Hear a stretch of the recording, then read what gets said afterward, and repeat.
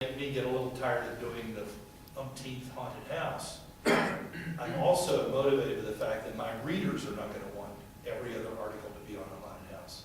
So it works out. I do enough to kind of, from time to time, if I find one interesting. But there's always something new. I was heading from work one Friday. It was 5 o'clock. And one of our guys said, "Have you heard about the glowing statues in Campbell, Ohio?" I stopped dead in my tracks. Glowing statues? Yeah, it's a miracle. He said, "Finding everything you can find on that quickly." I turned around, went back to my little lab office. You can see it on my website. And I packed my glowing statues kit.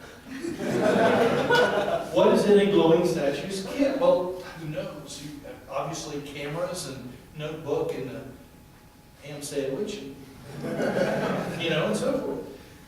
And when you get there, realize you need some other things, you go to the store and buy those. But I went, and sure enough, here are these statues way up on the bell tower. "Oh, Martha, look, they're glowing." And I'm thinking, no, the sun's just shining off the gold leaf parts, the halo and eyes and the Sacred Heart. Well, it's all, it's just the sun is shining. "Oh, Martha, it isn't glowing so much." "No, you see, sir, the clouds just covered the sun, and so it's a simple matter of, but I'm trying to be nice and respectful, and at some point, a person said to me, "Well, Mr. Skeptic, if you come back tonight, you will see that when the sun is far below the horizon, the statues are still glowing." And I said, "Oh, really?" "Yes, really." So what did I do? Did I go home and say the man's a fool? What did I do? I went out and got a motel room for the evening. First thing, right then. Okay? I went and got a spotlight. Bought a spotlight. I bought a pair of binoculars. Because I hadn't known when I went there, poor research on my part, that they were way the hell up on the bell tower. I thought maybe I could just go up to these statues or something, but, we're grabbing stuff quickly and on the run. I I'll figure out the rest when I get there. And a lot of this work is flying with the seat of your pants. But alas, there was still just shining from the ambient lights, from the parking lot lights, and the church lights, spotlights, and so forth around.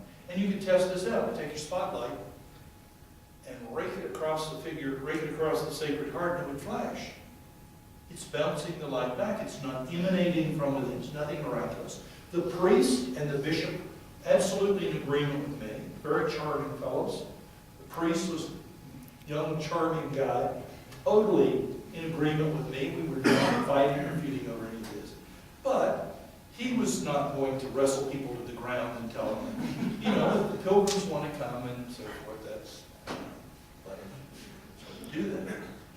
The next day, I was out taking my last notes and a few more photographs and so forth.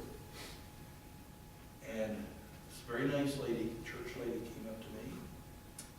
She said, "Well, Mr. Skeptic," they call me that a lot, "what have you found?"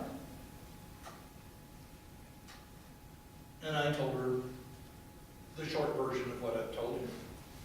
She looked at me brightly, smiled, very cheerful, and said, "Well, I prefer not to believe that," and walked home.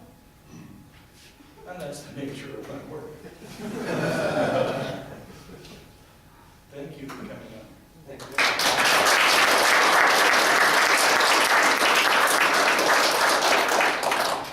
Mike Kershaw, we got a whole bunch of free magazines. And thank you for donating this to our charity.